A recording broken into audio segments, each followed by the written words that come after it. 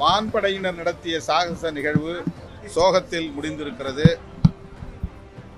நூற்றுக்கணக்கானவர்கள் மயக்கமடைந்து மருத்துவமனையில் அனுமதிக்கப்பட்டதும் 5 பேர் பலியாகியிருப்பதும் மிகுந்த அதிர்ச்சியும் வேதனையும் அளிக்கிறது.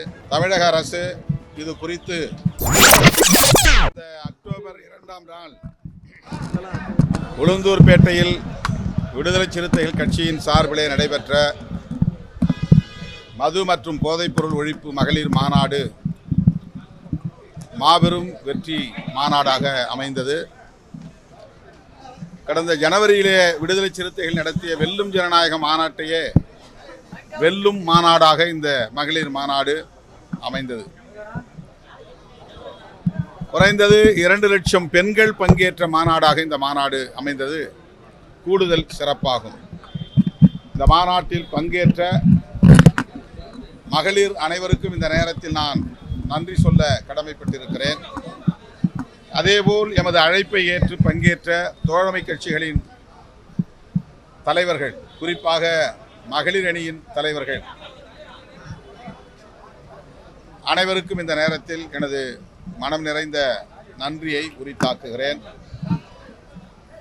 மகளிர் மது ஒழிப்பு மகளிர் குழுவை ஒவ்வொரு கிராமத்திலும் உருவாக்குவதாக நாங்கள் திட்டமிட்டிருக்கிறோம். அத்துடன் தென்னிந்திய மாநிலங்களிலும் இந்த மாநாட்டை நடத்த திட்டமிட்டிருக்கிறோம்.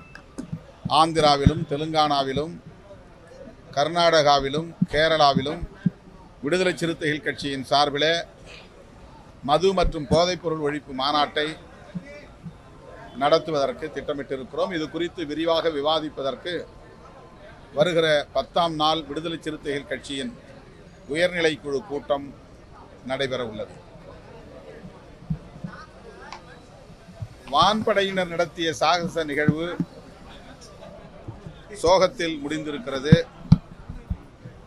நூற்றுக்கணக்கானவர்கள் மயக்கமடைந்து மருத்துவமனையில் அனுமதிக்கப்பட்டதும் 5 பேர் பலியாகியிருப்பதும் மிகுந்த அதிர்ச்சியும் வேதனையும் அளிக்கிறது. தமிழக அரசு இது குறித்து முழுமையாக விசாரிப்பதற்கு உயர்மட்ட விசாரணைக்கு ஆணையிட வேண்டும். உயிரிழந்தோரின் குடும்பத்திற்கு போதிய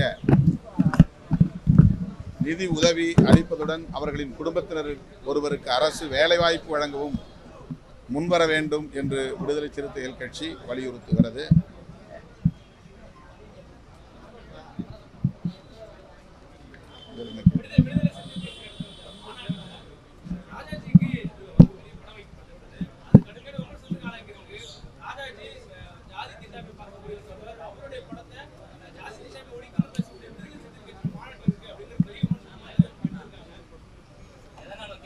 இது குறித்து நான் ஏற்கனவே விரிவான விளக்கத்தை அளித்திருக்கிறேன்.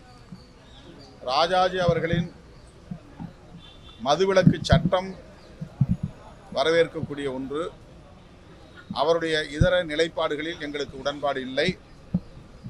குலக்கல்வி திட்டமாக இருக்கட்டும், சனாதனத்தின் மீதுள்ள அவருடைய நம்பிக்கையாக இருக்கட்டும், அதை நாங்கள் ஒருபோதும் ஏற்றுக்கொண்டதும் இல்லை, பாராட்டியதும் இல்லை.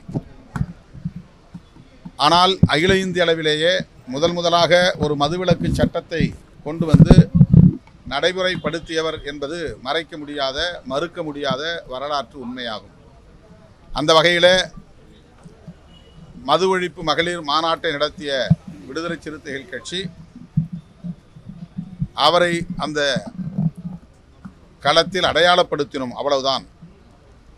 இதனை சிலர் ஊதி பெருக்கி விடுதலை சிறுத்தைகளுக்கு எதிரான எதிர்மறை விமர்சனங்களை செய்கிறார்கள். இது வழக்கமான ஒன்றுதான்.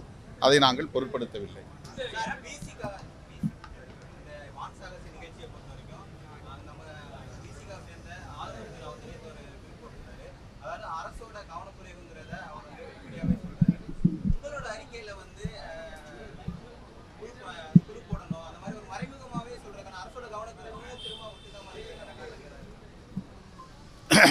இரண்டு பேருடைய கருத்தும் ஒன்றுதான், சொல்லுகிற துணிதான் மாறுபட்டு இருக்கிறது.